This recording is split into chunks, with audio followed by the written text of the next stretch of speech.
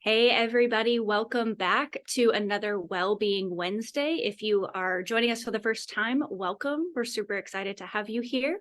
This is the monthly segment that shows childcare providers and caregivers like yourselves simple ways to support your own well-being, because taking care of you is, in fact, taking care of others. I'm your host, Susanna Creed with Be Well, Care Well, a program that's all about supporting the well-being of our childcare providers. So I'm very excited about our topic for today.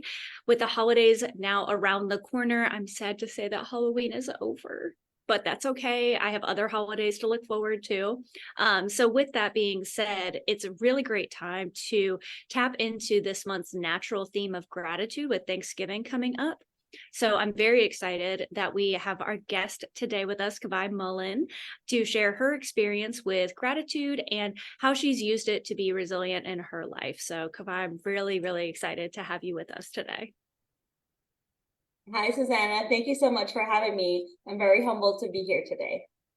Yeah, this is awesome because Kawai has been watching the Wellbeing Wednesdays, y'all. And so she was very excited to be able to hop on and kind of sit in the other seat and actually participate with us. So I think it'll be really fun. And as we're going, for those of you who have been with us before, please feel free to sound off in the comments, to say hi, to ask any questions you have. I'll be watching the chat as we go a little bit. So I will try to pull out any of those questions that we have.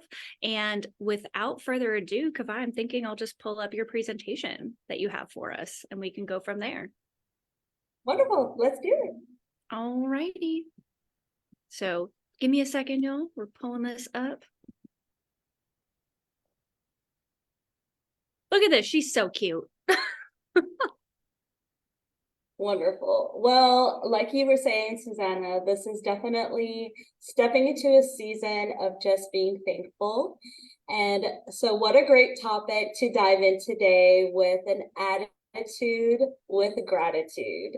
Now, I'm sure many of you have probably heard of attitude with gratitude, but today I get to share a little piece of my attitude with gratitude with you today. So next slide, please.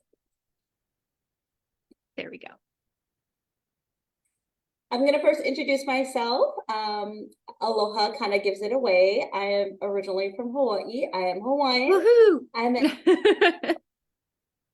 I am an educator of 18 years. I am a mom, a wife, a tutu, which is grandmother, and an entrepreneur, as well as an advocator for the early childhood sector. My current role is an ART scholarship counselor specialist, where I provide support to teach scholars. Next slide, please. I know you're probably going to touch on this, but I think it might be really cool. You know, some of us might be familiar with T.E.A.C. Some might be like, why does T.E.A.C. have capital letters and punctuation in it? Can you tell us a little bit about T.E.A.C. and that scholarship program? Or maybe Absolutely. I'm jumping ahead. No, right. I love talking about what I do, and it's part of it is because of being a previous educator. It's a passion that I have about sharing the scholarship.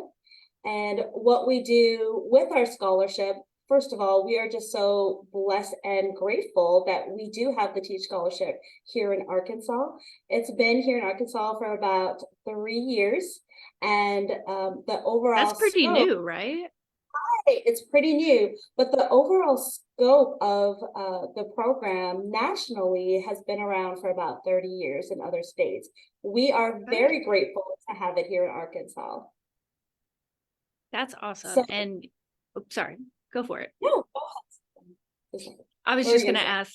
Yeah, I was just going to ask a little bit. So what does T.E.A.C. do? Like, you know, you talked about being grateful that it's here. What does it do for our educators here in Arkansas that it kind of adds to that?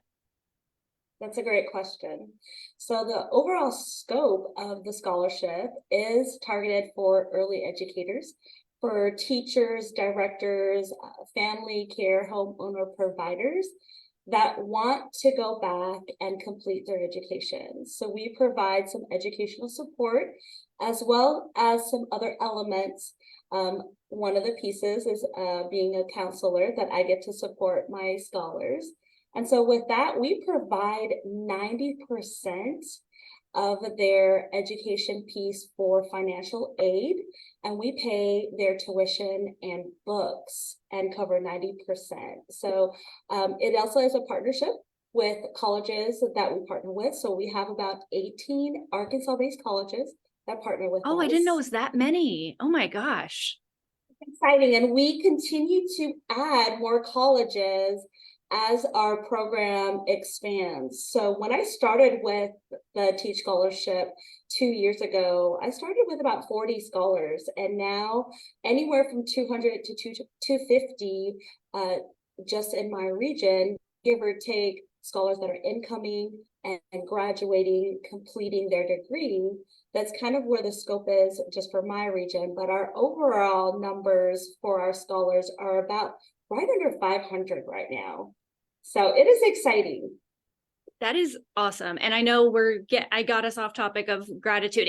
I think that giving that context will be really helpful, especially if somebody hasn't heard of T.E.A.C.H. So thank you for kind of talking a little bit about it. And I know you're probably going to bring it up because you have a personal connection with it too.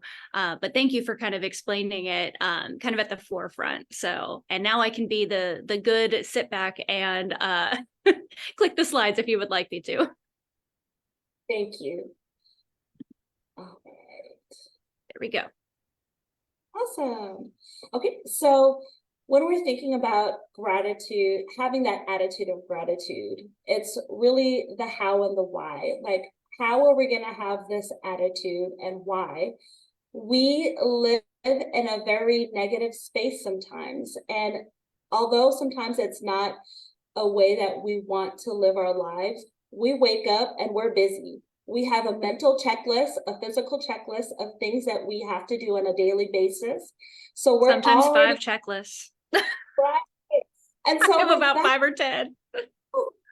girl, that's like this busyness has become like normal for everyone, that we sometimes don't realize how much negative impact the busyness really has in our lives. Mm-hmm. So thinking about the how and the why, find ways in our daily routine to create and integrate. I put that word integrate in there because sometimes we think about it, but really learning how to apply it in our daily lives is where the practice really comes. So having integrating a positive mindset so that it can become a natural process in how we think and respond, as well as build resilience to overwhelming and negative moments in our lives. And I loved how that natural process is in there, because a lot of daily practices in our lives becomes daily habits. So in order for us to continue to have this positive mindset, we need to make it a natural process so it becomes a daily habit for us. Mm-hmm. When we create positive mental space in our daily routine, our bodies respond to these changes. Our attitude responds to these changes, and we create the narrative for our own surroundings to bring balance to our intake and our outtake. Do you have anything on that, Susanna? It's just, I love how, like you said, that word integrate, and that's where the practice is. Because, a lot of times there's this idea, positive mantras and attitude of gratitude, but really there is an application piece to it. And what does that look like? And I like how you talked about kind of building those habits so that that's, like you said, the natural process of our response. We're changing our responses to things, our natural responses. And that can take a lot of time, a lot of work, and it's hard. And I know for me, like, I don't know if anybody here on the live or watching the replay, or even you, Kawai, if you have this, but sometimes it's really hard to sit in that not busy space. It's very uncomfortable because we're used to being busy, but I didn't think about the busyness. Like, I'm thinking for my own life and how that even kind of does add this negative layer to things and how it can fuel that. And so that was really eye-opening for me, of like, oh, the busyness can add to that negativity. But also it can, maybe one of those practices, like for me personally, is sitting with the discomfort of not being busy. And it's like, okay, now I have this space. And then comes what you were talking about of being intentional and integrating of, so what is it that I want to fill that space with? Like when you actually have that space, what is it that I'm going to choose to fill it with? Am I going to choose to fill it with positivity? Am I going to choose to fill it with negativity? Is it all of those things? So, anyways, that was a lot of talk, but I really think that is crucial, and was really eye-opening for me. And for any of you in the comments, please share if there's any, aha moments that you're having as we're going through this. But that's kind of some of the things that you're already starting to shift my mindset about. So I appreciate that personally. Thank you. No, those are all really good points that you have just shared, that when we think back in our daily lives, we get so busy and think, okay, well, this is the norm. This is okay. We don't realize that that busyness is impacting us in a negative way. And, that little picture that says everything will be okay in chalk, I just think that sometimes we need to find those simple moments in our lives, because we have such busyness that is impacting us, to say, okay, take a breath. What am I grateful for in this very minute, in this very moment? Help me pause and reflect and think about that. So no, that was great points, Susanna. Well, they come from your great points. So, teamwork here. So these are top 5 simple steps and strategies that I like to implement for attitude of gratitude. As an educator, I like to always find the simple ways of trying to do things and finding those practices, so that even in our busyness of times, I can still integrate and implement these simple ways. So for the first thing I like to do is in the morning, it's finding a morning gratitude. And that could be as simple as 5 minutes. Hey, if you're that one person, I say one person because I don't know how many people like to get up bright and early and say, I'm gonna get up and a journal. I'm gonna get up and exercise. I like to sleep in a little. But if you're that person that gets energized by getting up and setting that 5 minutes aside to during your exercise, hey, that's 5 minutes of maybe just pausing, meditating, thinking about while you're doing your exercising. Maybe you're in your busy moment. Mornings are your busy moments. I've got to get the kids going. I've got to get this done. I've got to get to this place. Well, then maybe driving in the car is your 5 minutes of moment. Yeah. And then you're having that conversation with your kids. You're setting that morning gratitude with your kids. Maybe it's you get to work 5 minutes before your shift, and it's your moment in your car with nothing going on, with no music, nothing.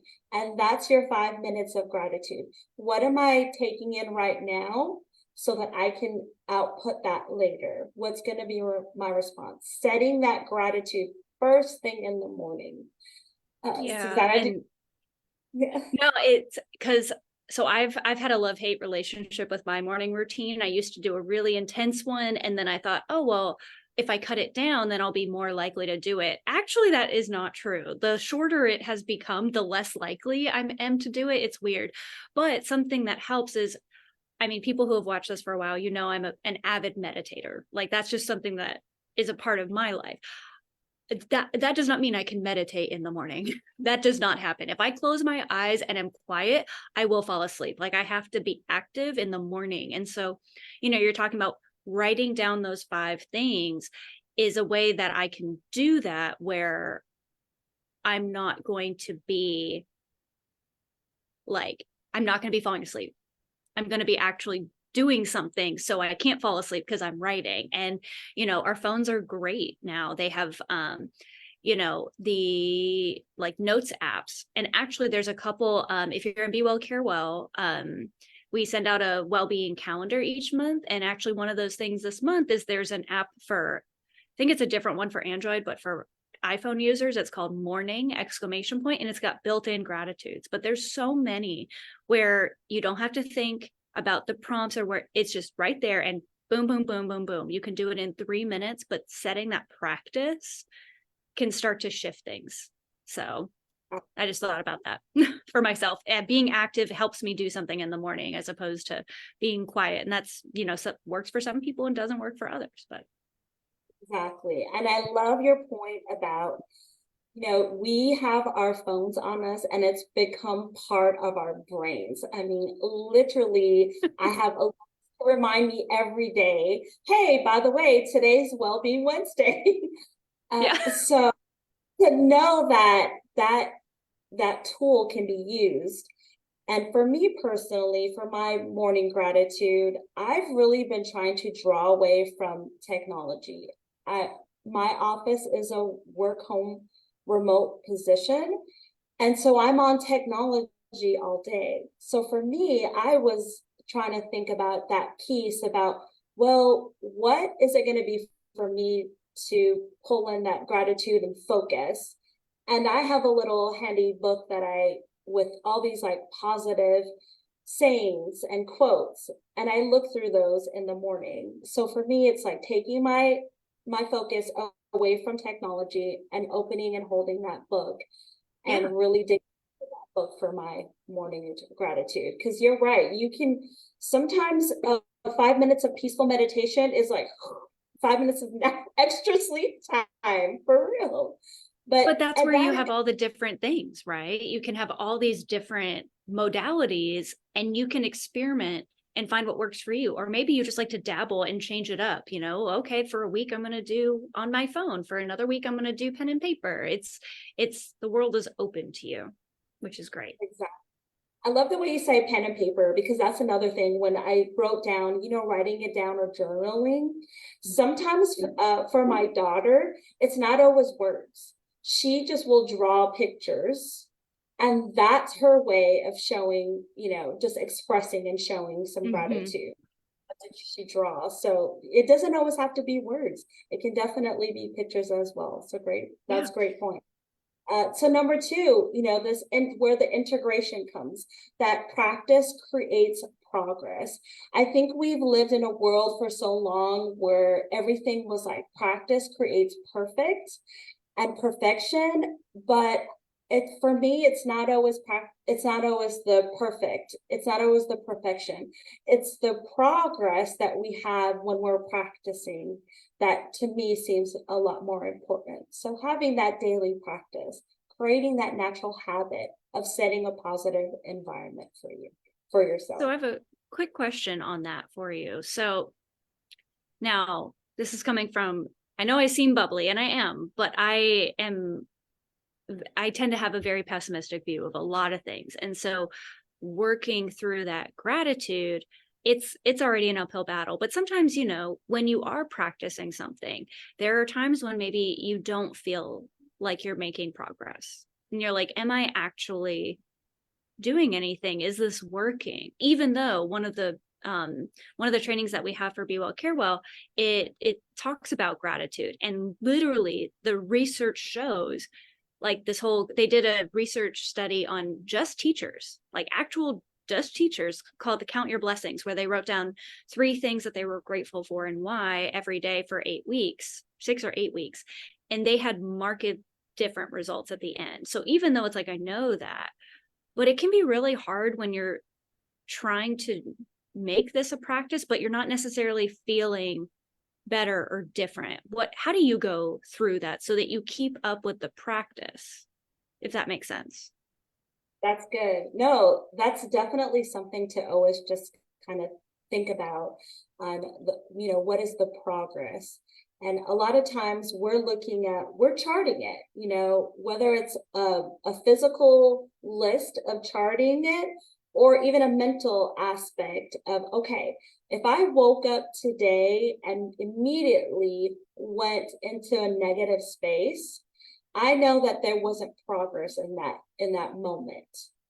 But if I on the next day wake up and immediately are put into practice what I want to see the progress, or the end progress to be, then I know that that was a step that I took.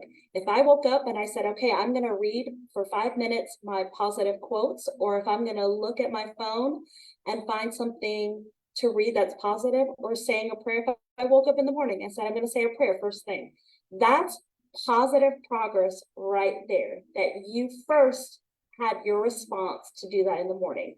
If you are waking up and you're automatically going, oh my goodness, I've got this long list of things to do, I've got no time to do it, I've got 5 minutes to go, and then you know that, whoops, wait a minute, hold up, I didn't make that progress, or I didn't start that point of progress in that moment. But that's good.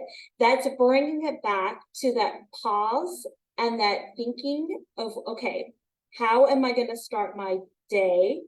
And that's going to start the progress throughout. Is there always going to be just happy moments throughout your day? Absolutely no. We're going to have a lot of things that are, life is surprising that we have a lot of twists and turns that happen within our day.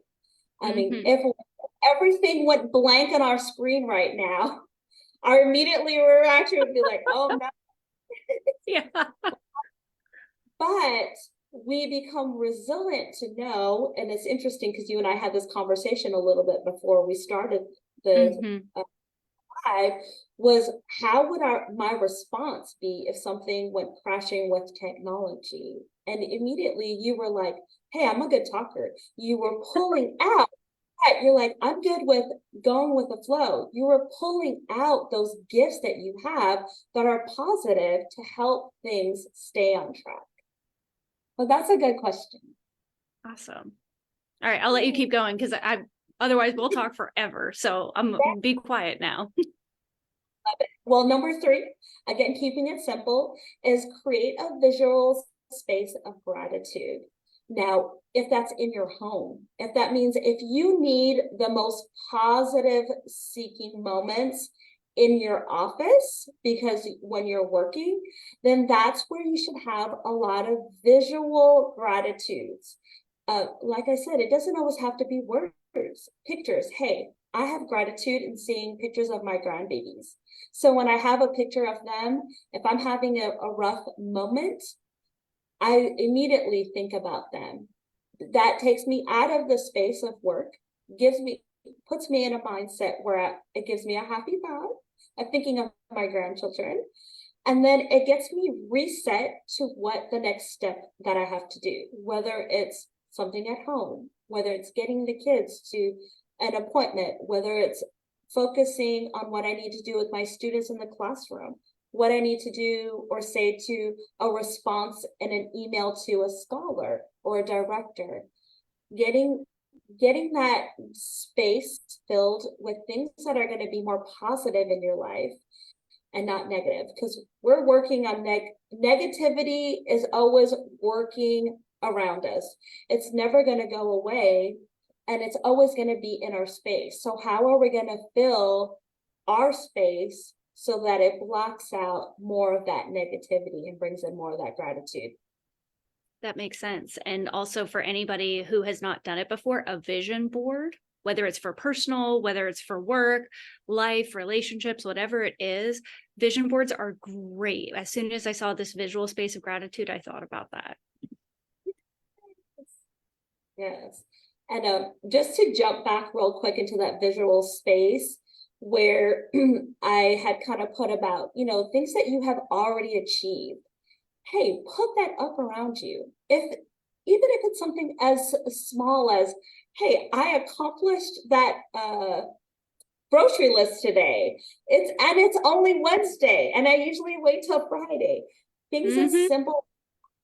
Right, simple accomplishments that we think, oh my goodness, we have put off to the end of the week. If you have finished that on a Wednesday, then go ahead and put that, especially for my scholars. I try to say to them that, hey, if you finish that assignment before Sunday at 12 o'clock, before it was due, wait until that last minute. That's a win though. Right, and put that as a win for you that you were able to finish that and accomplish that assignment before it was due. So number 4, feel like this is probably one of our favorite, Susanna, is the expression of gratitude to others just by smiling. Mhm. It truly has proven studies that just by smiling helps your health. And even if smiling is hard for you, if you were to wear a smile or see someone wear a smile and you would make it would make you giggle just to see like why is that person smiling Oh so yeah. much? And fake laughter works just as well as real laughter. It tricks your brain and releases all those endorphins. So same thing with smiling. Exactly. So that is, you can do that at any time and in any place that you are, is put in a smile, even if it's just to make someone else laugh. That's already helping to stir up those emotions of like laughter, gratitude. Okay, this is a silly moment and it's very funny, so I'm just gonna have to smile through it. And even when you push through those hard times where, hey, it's hard to smile and it's hard to wear this, but sometimes just putting that smile on, it shows that, okay, I'm resilient to what's going on right now, that I can wear this smile on my face today. Teachers need that because sometimes Mhm. it can be a bit challenging in the classroom, but they do it every day by putting those smiles on their face. Find ways to tell others what you appreciate about them and try to make it genuine. I say that, but genuinely try to say, hey, Susanna, you look beautiful today. I love that you threw that scarf on, and then I felt like I needed to dress up a little more. You were like, kind of, you were bringing it today with the outfit. So finding small ways to show gratitude really helps to set that mindset of appreciation as well. And you start to share your story. And I love that piece in there about sharing your story, because no matter what you've been through, you have a story to share, even if it's a two-liner that of something that happened that was wonderful in your life, that was positive. Sometimes it's small, sometimes it's big, but share that story with someone else, because that might spark some appreciation and gratitude in someone else's life as well. Mhm. And number 5, oh boy, challenge negative thoughts. And Susanna, you kind of already brought that up a little bit about, how do we find progress when there are so many things surrounding our visual, surrounding our minds, it kind of implanting that negativity in things that we do on a daily basis. And this probably is number 5 for me, because it's probably the most challenging for me when the, just because on a daily basis we are we're trying to find those ways and times, and just um, finding those thoughts of how to challenge those negative aspects in our lives. What's your Mhm. thoughts on that, Susanna? Ooh, yes, this is definitely challenging. So for those of you who are not familiar with the term, kind of somatic or psychosomatic, I very much so, have my thoughts show up physically in my body and my feelings show up physically. I'm very tied to that. As a dancer, that's a very common thing. So for me, when I try to challenge negative thoughts, I'm not going to lie, I'm actually kind of surprised I'm going to share this, but, um, it almost physically hurts to like shift from the negative to the positive. And in my body's like, this isn't true. This isn't true. This isn't true. But the thing is, if I listen to that and I don't change my thoughts, well, then nothing's gonna change. But it can be very, very, very uncomfortable physically when I'm trying to change and it doesn't feel right, because it's not what I'm used to. It's not what I'm used to feeling. And our bodies, just like our minds, want to maintain homeostasis. they want to keep things equal the way they are, status quo, because that's the area that you've learned to survive in. So anytime you try to change that, even with weight loss, anytime you try to change your weight, your body's going to fight to keep you at where you're currently at, because that's kind of that safe homeostasis. And the same thing, like my personal thoughts with the negative thoughts, is my brain wants to keep me where it's been, because that's what it knows is safe. So for me, I think one of the challenging pieces too is not just challenging the thoughts, but challenging the physical reactions that I feel to those thoughts. And it's very hard. This is probably one of my biggest weak points, to be honest, is challenging when it doesn't feel right in my body. But also, if I don't change anything, well, then nothing's going to change. So that's just another piece for me, is like, okay, how can I acknowledge it and do it anyways? How can I acknowledge that this is uncomfortable, this is new, and it's gonna feel that way because I'm changing? It doesn't mean that it's not true or it's not right. It's just different, and my body doesn't know what to do with it. So I'm going to acknowledge it, be kind to myself, and keep doing it. And that's where I get stuck. I'm saying it now so I can hopefully remember it for myself.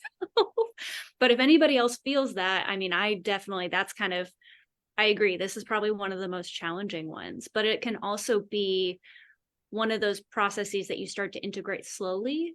And also, you don't have to do all 5 of these at all times. So maybe you kind of bounce around. And I really love all of these strategies. And for those of you who are watching, and Kawai, I didn't actually clear this with you, but I'm pretty sure it'll be okay that I can link this presentation in the comments afterwards. And then also, if you watch our video on YouTube, it'll be linked there too, so that people can come back to this. We are getting close. We are actually over time a little bit, but I really don't want to cut this conversation short. So maybe we can see if we can I'll be quiet again and see if we can get through the next couple slides, because I think they're really important, maybe in the next 5 minutes or so. So if you're with us still, hold on. We're not going to keep you much longer, but again, there's some really great nuggets in here that I really don't want us to miss. Absolutely.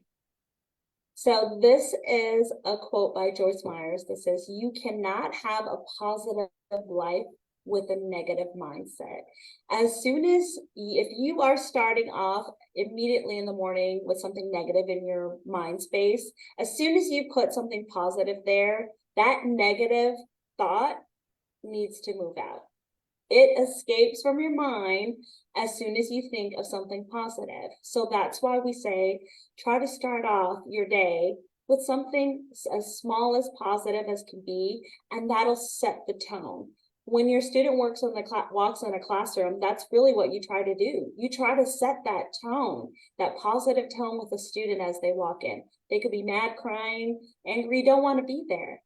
But just sometimes a smile and an open arm to accepting what is that emotion is going on is helping to push out that negativity and embrace the positivity.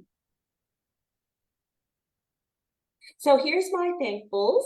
Of course, I have a lot of thankfuls, but these are really my top 5. So my family, Ohana, and I spoke a little bit about my grandbabies. Health, I'm always thankful for that, because I know a lot of people that are going through some really tough health challenges now. And so when I can say I get up in the morning and I'm thankful for just being able to take a breath and breathe and have those minutes, I'm like thanking the Lord that I have my health and that it's in a good place right now. I'm working on it every day, but it's in a good place. My church family, those positive people that are around me that help to keep me accountable for the things that I may need to be working on if I do have some negative spaces in my life. My job, of course, I talked about my job. Yay! I am so grateful for my job. And one of the reasons why I'm grateful for, and Susanna had kind of touched on it when we first started, is kind of diving into those daily opportunities where you share your story. So my story is back in 2009, when I lived in Florida, I was just starting out as a teacher in the early education field, and I needed to finish my education. Of course, I was working full time. I was a mom of four. I could not stop working to try to finish school. And I came across the T.E.A.C.H scholarship program. Wow, what a wonderful benefit at the time. And I have such gratitude for that moment in my life because I was approved for the scholarship. I finished my CDA, my certificate of proficiency, and that started off my career in my education to fast forward accomplish now what I have a master's degree in. And if it wasn't for the T.E.A.C.H scholarship, I don't know if I would have taken that path in my education. But because that T.E.A.C.H scholarship was there, they supported me in the financial piece of my education. And so now I am part of the program that I get to pay it forward. So every day when I say I have gratitude for my job, I really do, because I was once a scholar on the scholarship, and now I get to pay that forward. Yay! I always love that. Be thankful, learning to be thankful. By challenging negative thoughts and practicing praise in your daily moments in your life, you will change your daily mindset. Cultivating that gratitude is a journey and mindset that can be developed with practice and consistency. Over time, these simple steps can help you foster a more grateful outlook on life. Sometimes the little things in life can be the most impactful thankfuls. So reflect on those positive moments that you have in your life. Focus on the good. Practice makes progress. It doesn't have to be perfect. We're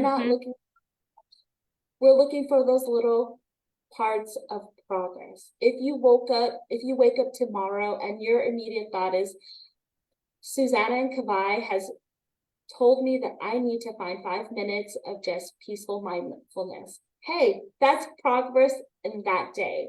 So you practice that the next day. Start your day with an attitude of gratitude by simply smiling. Express your gratitude to others. Share your story. Your story will make a difference and will impact someone's life.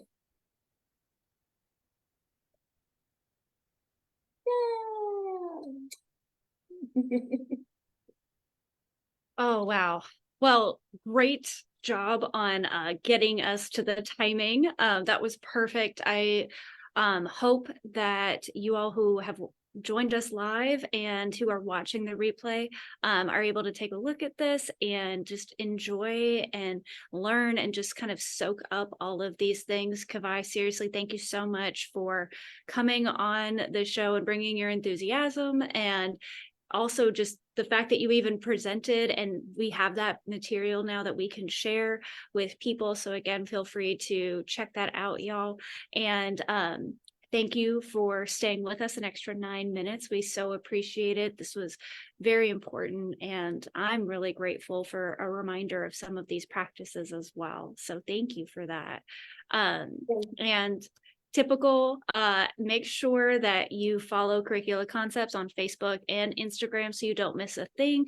We do these Wellbeing Wednesdays, the first Wednesday of every month, 12:30 to 1 p.m. typically Central Standard Time. If you like this, please feel free to give it a thumbs up, share it with your friends, family, carrier pigeon, church community, whatever you want to do with it. We'll have it posted on our Curricula Concepts YouTube as well as here on Facebook. And if you are a child care provider and you are interested in learning about Be Well, Care Well and how to support yourself and your staff with staff wellness, we will have the link to where you can apply down in the comments below. So feel free to do that. And also you can feel free to reach out to me or message Curricula Concepts if you want to learn more.